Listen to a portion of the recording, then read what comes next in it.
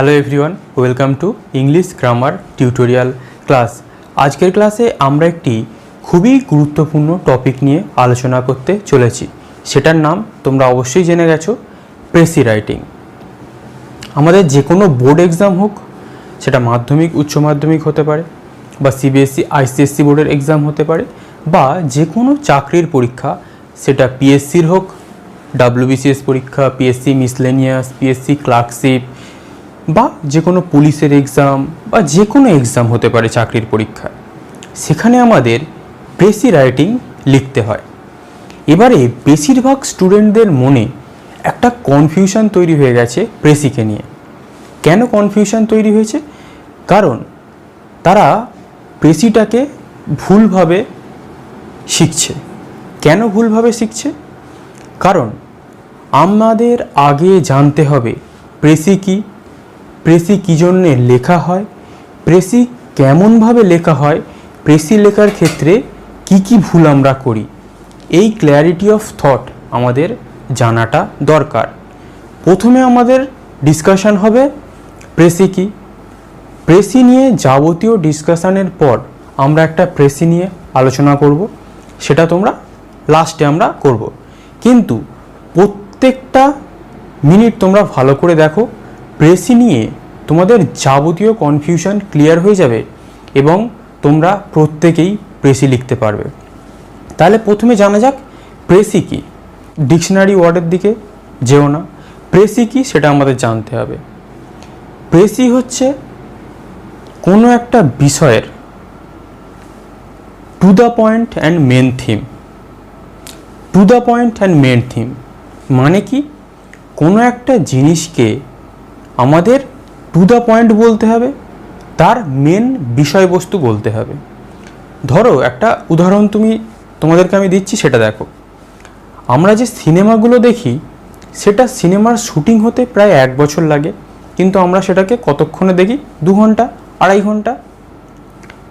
একটা অত বড় জিনিসকে আমাদের 2 ঘন্টা 2.5 ঘন্টার মধ্যে আমরা কম্প্যাক্ট জিনিসটাকে দেখতে পাচ্ছি, আমরা কিন্তু তার পিছনের জিনিসটা দেখতে পাচ্ছি না। তাহলে এর থেকে কি প্রমাণিত হয় যে প্রেসি আমাদের একদম কম্প্যাক্ট জিনিস।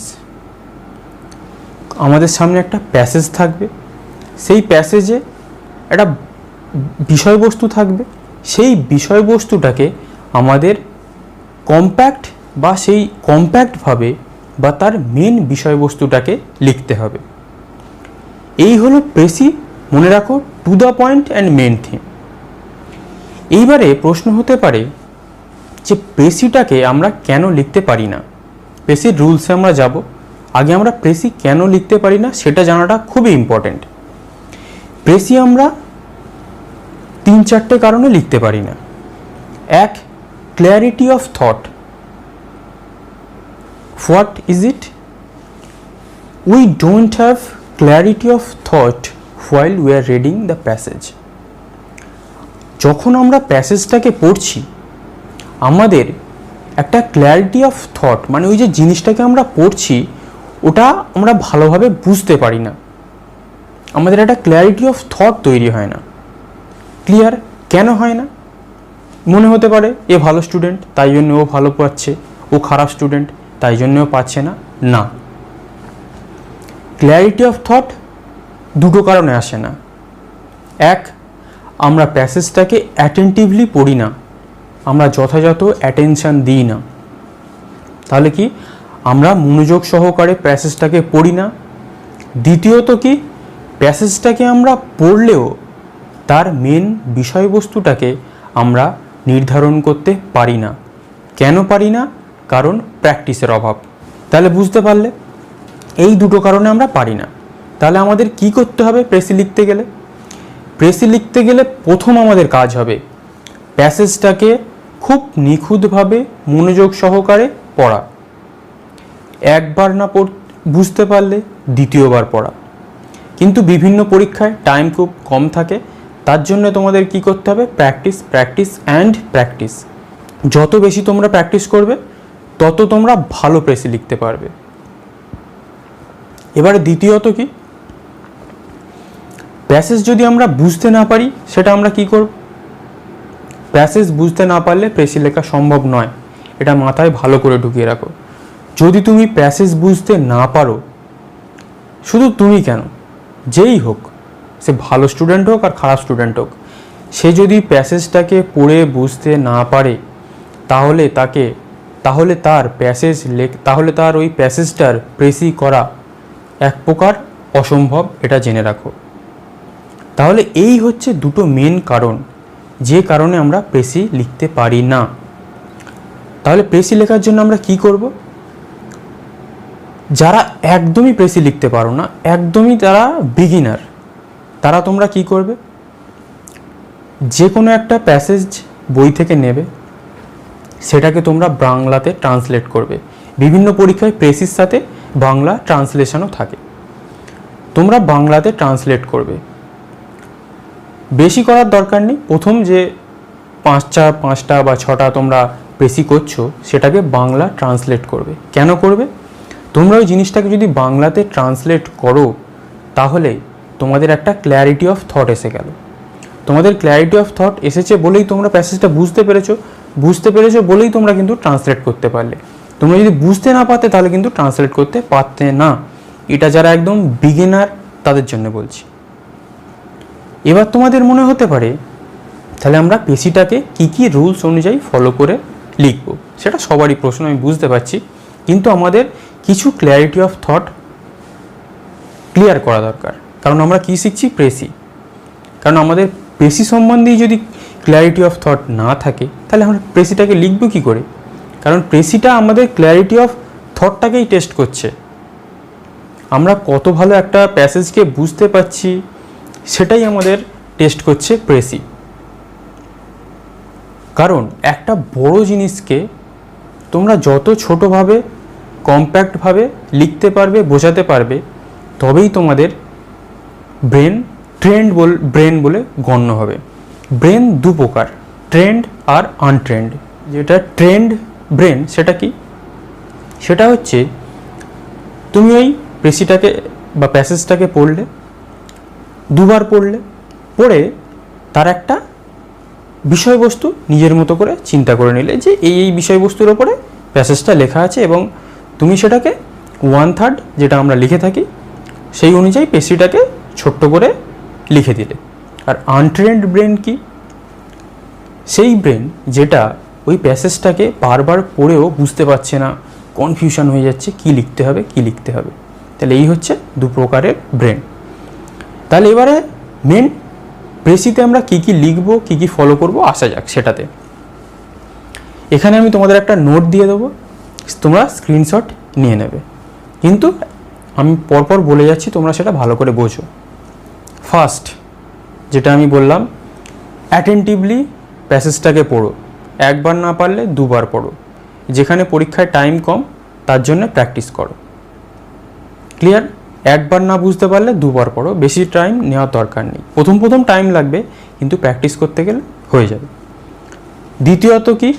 ক্ল্যারিটি অফ থট, বিষয়বস্তু কি বলতে চেয়েছে সেটা ভালো করে বোঝো। কারণ বিষয়বস্তু কি বলতে চেয়েছে সেটা যদি বুঝতে না পারো তাহলে তোমরা প্রেসি লিখতে পারবে না। 3, টু দ্য পয়েন্ট অ্যান্সার করবে। টু দ্য পয়েন্ট মানে কি? তোমার নিজের যে থট সেইটাই শুধু, যেটা তুমি বুঝতে পেরেছো ততটুকুই লিখবে। প্যাসেজে কি আছে, প্যাসেজে কোন মনীষী বা কোন কোটেশন আছে, কোন মেটাফর ইউজ হয়েছে, কোনো পার্সনিফিকেশন ইউজ হয়েছে, সেই সব তোমার দেখার দরকার নেই। তুমি যতটুকু নিজের মতো করে বুঝতে পারবে ততটুকুই লিখবে, ভালো নাম্বার পাবে।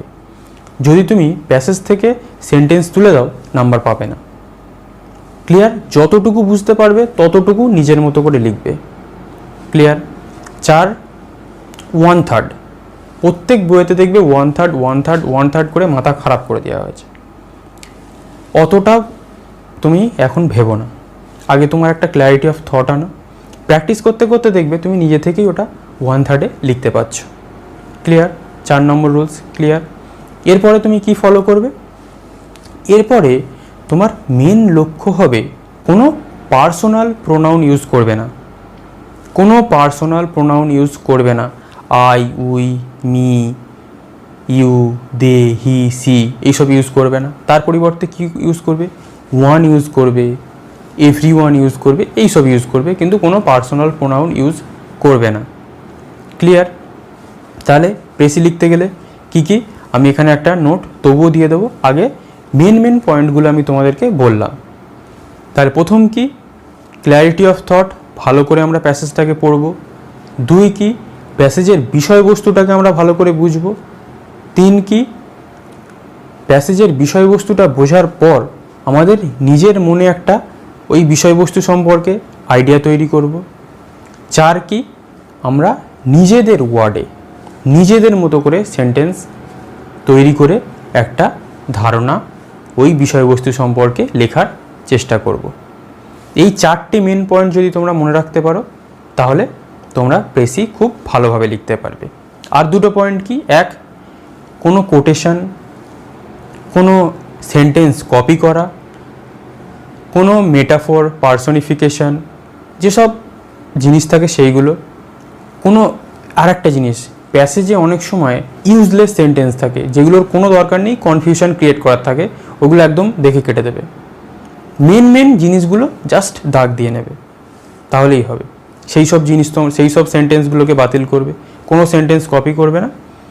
আর কি, কোনো পার্সোনাল প্রোনাউন ইউজ করবে না, কম্প্যাক্টভাবে 1/3 লেখার চেষ্টা করবে। ক্লিয়ার? তাহলে এই হচ্ছে প্রেসির মেন জিনিস। এবারে আমরা একটা এখানে প্রেসি আসবে তোমাদের স্ক্রিনে, সেই প্রেসির আমি তোমাদেরকে ছোট্ট করে সেন্টেন্স বলে মিনিং বলে দেবো, এবং বইয়েতে যে প্রেসির উত্তরটা করা আছে সেই উত্তর আমরা লিখব না। কেন উত্তর লিখব না? কারণ যদি তোমরা 50,000 জন প্রেসি লেখো, 50,000 জনের সেন্টেন্স আলাদা হবে, প্রবাবলি 50,000 জনের টাইটেলও আলাদা হতে পারে। বই থেকে আমরা আইডিয়া নেব, লিখবো আমরা নিজেদের মতো। আমি আগে সেন্টেন্সের মিনিং বলবো, প্রেসির মিনিং বলে দেবো, তারপরে কীভাবে লিখতে হয় সেটাও আমরা ছোট সেন্টেন্সের আকারে লিখব। দেখতে থাকো। তাহলে প্রেসিটা তোমাদের এই স্ক্রিনে চলে এসছে। তোমরা এবার আমি লাইন বাই লাইন তোমাদেরকে বলছি, তোমরা দেখো। আমি পড়ছি, তোমরা মিনিংও বলে দেবো, তারপর তোমরা দেখো।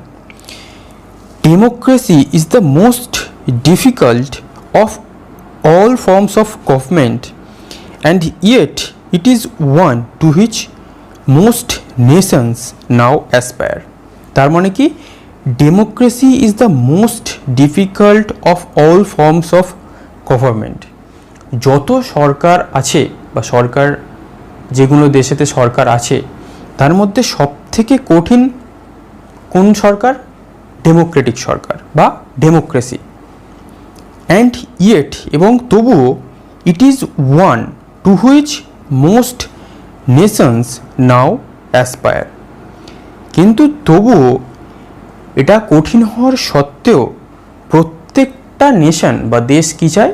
ডেমোক্রেটিক কান্ট্রি হতে চায় বা ডেমোক্রেসি নিয়ে আসতে চায় তাদের দেশে। তারপরটা কি? This is because it seems to most people to be the form of government which provides the best hope of making a world in which privileges, good fortune, or the accidents of history will no longer determine the spheres of opportunity. তার মানে কি? This is because, এটা এই কারণেই, it seems, এটা মনে হয়, to most people to be form of government, এটা এই কারণেই সমস্ত লোকের কাছে বা জনগণের কাছে এই কারণেই মনে হয় যে এটা সেই ধরনের সরকার হুইচ প্রোভাইডস, যেটা প্রোভাইড করে বা যেটা আমাদের দেয়, the best hope of making a world, সব থেকে ভালো আশা একটা পৃথিবী তৈরি করার জন্যে, ইন হুইচ, যে পৃথিবীতে, প্রিভিলেজ মানে কি? যারা বড় লোক, গুড ফরচুন, যারা অনেক সৌভাগ্যবান, or the accidents of history, বা কোনো ঐতিহাসিক ঘটনা, will no longer determine the spheres of opportunity. এইসব প্রিভিলেজ, গুড ফরচুন আর অ্যাক্সিডেন্ট অফ হিস্ট্রি, এইগুলো কখনোই কারোর ভাগ্য নির্ধারণ করবে না। তাহলে তারপর একটা কি? In this the human spirit will develop best. এখানে মনুষ্য জাতি সব থেকে বেশি উন্নতশীল হবে। A successful democratic system requires a number of preconditions, most of them difficult in themselves to establish. ভালো করে দেখো, এ সাকসেসফুল ডেমোক্রেটিক সিস্টেম, একটা সফল গণতান্ত্রিক প্রতিষ্ঠান বা পদ্ধতি, রিকোয়ার্স প্রয়োজন করে, তার প্রয়োজন, a number of preconditions, তার অনেক পূর্ব শর্তের প্রয়োজন। সেগুলো কি? Most of them difficult in themself to establish, প্রত্যেকটাকেই তার মতো করে এস্টাবলিশ করা বা প্রতিস্থাপন করা খুব কঠিন। It requires the active cooperation of the community for the common good. তার মানে কি? It requires the active cooperation of the community for the common good, জনসাধারণের ভালোর জন্যে সমাজের প্রত্যেকের সক্রিয় কোঅপারেশন বা সহযোগিতা দরকার। It requires institutions which can ensure that those who obey the law will not become the victims of those who do not. ভালো করে দেখো, ইট রিকোয়ার্স ইনস্টিটিউশনস, এর প্রয়োজন সেই সব প্রতিষ্ঠানের, হুইচ ক্যান এনশিওর, যেটা নিশ্চিত করবে, that those who obey the law, যে যারা আইন মেনে চলবে, will not become the victims of those who do not, যারা আইন মেনে চলবে তারা কখনো, যারা আইন লঙ্ঘন করবে তাদের ভিকটিম হবে না বা তাদের শিকার হবে না। তারপরটা কি? It requires a mutual respect and shared pride in objectives and traditions of the community as a whole. It requires a mutual respect and shared pride, এর জন্য কি দরকার? পারস্পরিক শ্রদ্ধা দরকার, and shared pride in objectives and tradition of the community as a whole, তাদের যে উদ্দেশ্য এবং তাদের যে প্রথা, তাদের সমস্তটাকেই নিজেদের মধ্যে, সেই গর্বগুলোকে নিজেদের মধ্যে শেয়ার করে নিতে হবে। ক্লিয়ার? ভাগ করে নিতে হবে কমিউনিটির সবাইকে। It requires the absence of any form of discrimination based on race, sex, belief or opinion. মানে কি? It requires the absence of any form of discrimination, এর জন্য প্রয়োজন কি? যে কোনো ধরনের বৈষম্যমূলক কাজকলাপ থেকে আমাদের বিরত থাকতে হবে। বেসড অন, সেই সব বৈষম্যগুলো কি কি? রেস, আমাদের রেস বা জাতি নিয়ে ডিসক্রিমিনেশন, বৈষম্য করলে চলবে না। সেক্স, লিঙ্গ নিয়ে বৈষম্য করলে চলবে না, ছেলে মেয়ের বৈষম্য যেটা আমরা বলি। বিলিফ, বিশ্বাস, সেটা ধর্ম বিশ্বাস হতে পারে বা যে কোনো বিশ্বাস হতে পারে, সেই সব বিশ্বাস নিয়ে এই ধর্ম, ওই ধর্ম, সেই ধর্ম, এরকম নিয়ে আমাদের বৈষম্য করলে হবে না। আর অপিনিয়ন, অপিনিয়ন মানে কি? আমার একটা মত, তোমার একটা মত, যারা যেটা মত, সেই মতকে নিয়েও কোনো বৈষম্য করলে চলবে না, প্রত্যেকটা মতকেই মর্যাদা দিতে হবে। তারপরটা কি? It requires specially from those who have power and influence, restraint and patience. It requires specially from those, এইগুলো কাদের থেকে বেশি প্রয়োজন? who have power and influence, যাদের ক্ষমতা আছে, প্রভাব প্রতিপত্তি আছে। restraint and patience মানে যাদের সংযম আছে। তাহলে যাদের অনেক টাকা, তারা গণতন্ত্রকে কিনে নেবে, বেছে নেবে, এরকম করলে হবে না। তাদেরকেই ঠিক করতে হবে যাতে এইসব ডিসক্রিমিনেশন, রেসিজম, কমিউনালিজম, এইগুলো যাতে বাড়বাড়ন্ত না হয়। তাহলে এই হচ্ছে মেন বিষয়। এই মেন বিষয়টা বাংলা করার পর আশা করছি তোমরা সবাই বুঝতে পেরেছো। মেন বিষয় বলতে চাইছে যে ডেমোক্রেসিটা ভারতবর্ষের সব থেকে বৃহৎ ডেমোক্রেসি, অন্যান্য দেশে ডেমোক্রেসি নেই, কিছু কিছু দেশে আসে, কিন্তু প্রত্যেকটা দেশই চাইছে এটা অনেক কষ্ট করে ডেমোক্রেসি তৈরি করতে হয়, কিন্তু প্রত্যেকটা দেশই চাইছে ডেমোক্রেসি ডেমোক্রেসিকে আনতে। কেন আনতে? কারণ ডেমোক্রেসিতে সব কিছু স্বাধীনতা পাওয়া যায়। কিন্তু ডেমোক্রেসি আনতে গিয়ে আমাদের কিছু প্রি কন্ডিশনের দরকার হয়ে পড়ছে। সেই প্রি কন্ডিশনগুলো কী কী হতে পারে? যেমন জনগণকে আইন কানুন মানতে হবে, তাকে টলারেন্ট হতে হবে, এবারে তাদেরকে ওই ডিসক্রিমিনেশন করলে হবে না, তারপরে ধর্মে ধর্মে যুদ্ধ লাগিয়ে দিলে হবে না, ছোট জাত নিচু জাত করলে হবে না, আমাদেরকে এক কালেকটিভলি ডেমোক্রেসিটাকে প্রতিষ্ঠা করতে হবে। তাহলে এই যদি আমরা ছোট করে জিনিসটাকে বুঝে নিলাম, বইয়েতে যে জিনিসটা লেখা আছে আমি তোমাদেরকে এখানে দিয়ে দিচ্ছি, সেটা তোমরা দেখো। কিন্তু আমি তোমাদেরকে আমাদের নিজের মতো করে নিজের ভাষায় ছোট্ট করে একটা জিনিস প্রেসিটাকে এক্ষুনি লিখে দেখিয়ে দেবো। কেন লিখে দেখাচ্ছি? কারণ ওই যে বললাম, ইন্ডিভিজুয়াল আলাদা, তুমি একরকম লিখবে, আমি একরকম লিখবো, সে আর এক রকম লিখবে, কারোর প্রেসি কোনোদিন একরকম হবে না। কিন্তু ক্ল্যারিটি অফ থট, যে বুঝতে পারবে প্রেসিটা সে ভালোভাবে লিখবে। আমাদের প্রেসির সেন্টেন্স আলাদা হতে পারে, প্রেসির টাইটেলও আলাদা হতে পারে, কিন্তু যখন কোনো এক্সামিনার প্রেসিটাকে পড়বেন তখন তিনি কি বুঝবেন? যে সেন্টেন্স আলাদা হোক, যাই আলাদা হোক, সে জিনিসটা বুঝতে পেরেছে এবং নিজের মতো করে লিখেছে। তাই বইয়ের জিনিসটা আমি লিখবো না, আমি নিজের মতো করে প্রেসিটাকে লিখে তোমাদের এক্ষুনি বুঝিয়ে দেবো। তোমরা দেখো, এখানে আমি বইতে যেটা আছে সেটাও দিয়ে দেবো, আর আমি যেটা লিখবো সেটা এক্ষুনি আমি লিখে তোমাদের দেখাবো, দেখতে থাকো। তাহলে প্রেসিটা লেখা যাক, তোমরা দেখো। প্রেসির প্রথমেই আমরা কি লিখতে হবে? একটা প্রেসির টাইটেল। এখানে আমরা টাইটেলটা কি লিখতে পারি? Importance of democracy.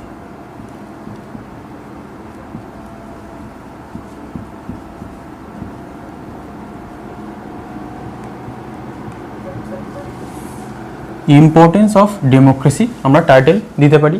জানি তোমরা বই দেখে কনফিউজ হচ্ছ, বইতে আলাদা রকম টাইটেল থাকতে পারে, কিন্তু আমরা আমাদের মতো করে লিখব ইম্পর্টেন্স অফ ডেমোক্রেসি, ডেমোক্রেসির গুরুত্ব। এবারে আমরা ছোট্ট করে একটা প্রেসি লিখে নেব। কি লিখতে পারি আমরা যে জিনিসগুলোকে বুঝেছি সেটাকেই আমরা ছোট্ট করে এখানে লিখে দেবো। আমরা কি দেখেছি দেখো, the most difficult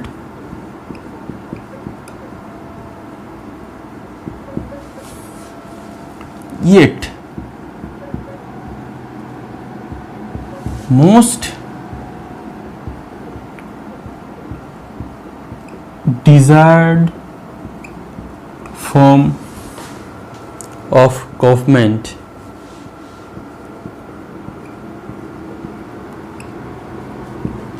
is democracy. তার মানে আমরা কি পড়েছিলাম? দ্য মোস্ট ডিফিকাল্ট, সব থেকে কঠিন, yet most desired form of government is democracy. Most difficult হলেও মোস্ট ডিজায়ার্ড, যে সরকার আমরা বেশিরভাগ দেশই চাই, তার নাম কি? Is democracy. ক্লিয়ার? তাহলে এরপরে আমরা কি লিখতে পারি? Democracy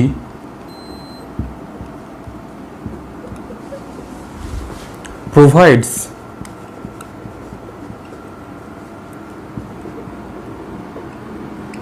equal opportunity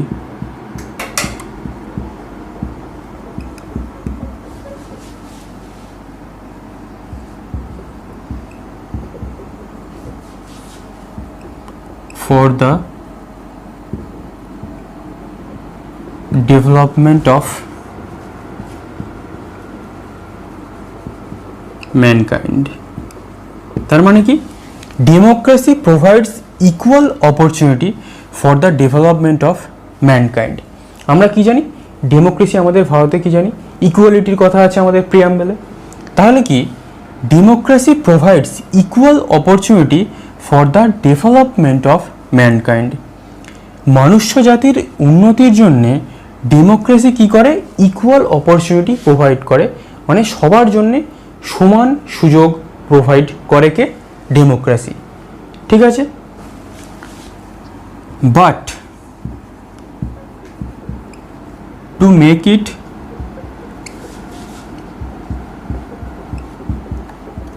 fruitful,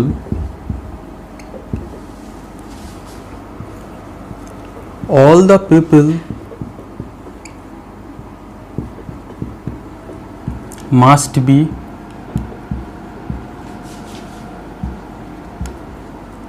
law-abiding,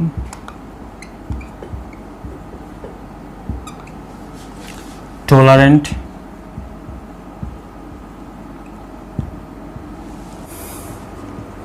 respectful to others,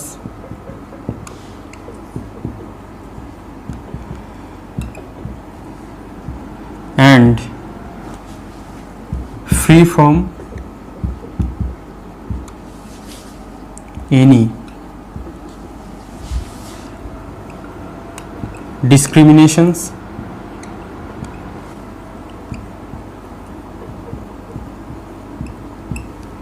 and prejudices. তার মানে কি? But to make it fruitful, কিন্তু এটাকে ফলপ্রসূ করার জন্য, এটাকে মানে ডেমোক্রেসিকে, অল দ্য পিপল, সমস্ত জনগণকে কি হতে হবে? মাস্ট বি ল অ্যাবাইডিং, কী হতে হবে? তাদেরকে আইন কানুন মেনে চলতে হবে। টলারেন্ট, অন্যের প্রতি সহনশীল হতে হবে। রেসপেক্টফুল টু আদার্স, অন্যকে সম্মান দিতে হবে।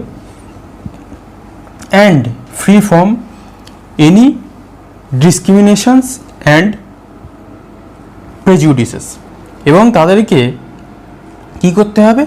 যে কোনো রকম বৈষম্য বা কুসংস্কার থেকে মুক্ত হতে হবে, তবেই সেই ডেমোক্রেসি একটা সফল ডেমোক্রেসি হবে।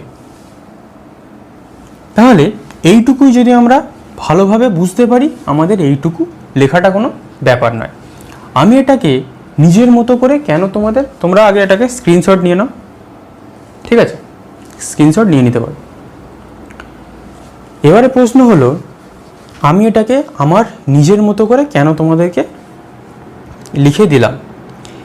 এটা আমি তোমাদেরকে এই জন্যই নিজের মতো করে লিখে দিলাম, ওই যে আগে বললাম, প্রত্যেকটা ইন্ডিভিজুয়াল আলাদা, প্রত্যেকটা ইন্ডিভিজুয়ালের থিঙ্কিং প্রসেস আলাদা। রাইটার যেভাবে লিখেছেন আমি সেভাবে নাও লিখতে পারি। এক্সামিনেশানে তো আমি আর মুখস্থ প্রেসি আমার পড়বে না, আমাকে নিজেই লিখতে হবে।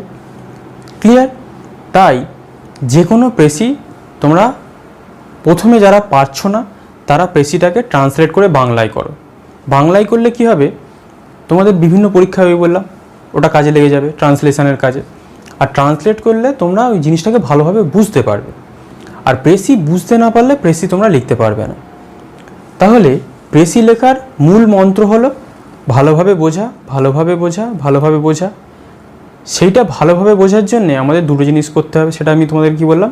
অ্যাটেন্টিভলি পড়া আর ফোকাসডভাবে পড়া। ক্লিয়ার? তাহলে এই হচ্ছে প্রেসির মূল বিষয়। আশা করছি তোমরা প্রেসি লেখা কীভাবে লিখতে হবে সেটা বুঝতে পেরেছো। প্রেসিটাকে আমরা কেমনভাবে লিখলাম আশা করছি তোমাদের ভালো লেগেছে।